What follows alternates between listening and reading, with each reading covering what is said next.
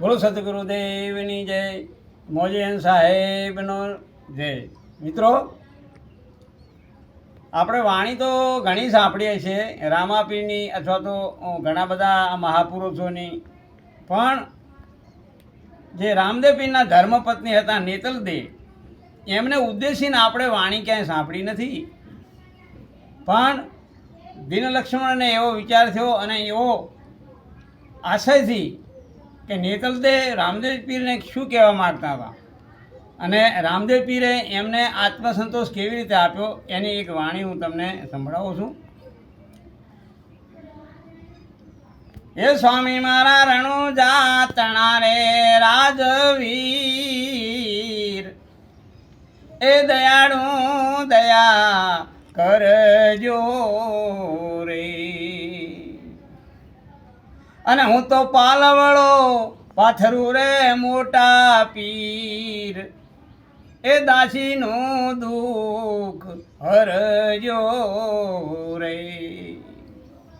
રામદેવ ધણી જ્યારે સત્સંગ ભજનમાં જતા અને એમનું પીરાણું ગુજરાત, રાજસ્થાન, કાઠિયાવાડમાં પ્રસરી રહ્યું હતું, ત્યારે નેતલદેવને એવું લાગ્યું કે મારા ત્યાં, મારા ઘરમાં અને મારા પોતાના જો સ્વામીજી આટલા જ્ઞાની હોય, આટલા મહાન હોય, તો હું કેમ એમનાથી અજાણ રહી જાઉં.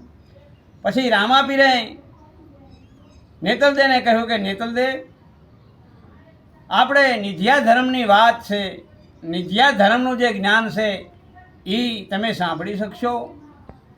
નેતલદેવ હાથ જોડીને કહે છે કે મહારાજ, આ તો હું તો તમારી દાસી છું, તમારે તો સમાધિ એ ચડવાની પણ વાતો થાય છે, પણ સ્વામી મારું એક દુઃખ દૂર કરો. કે શું છે બોલ. હે સ્વામી મારા યમને મેલીને મારા નાથ, એ સમાધિ સિદ્ધ લેશો રે. અને સાંભળો યા એ અબળા કેરો એ વાત, એ જોડે રે બેસવા દેજો રે. નેતલજી કહે છે કે સ્વામી મારા તમારે સમાધિ લેવાની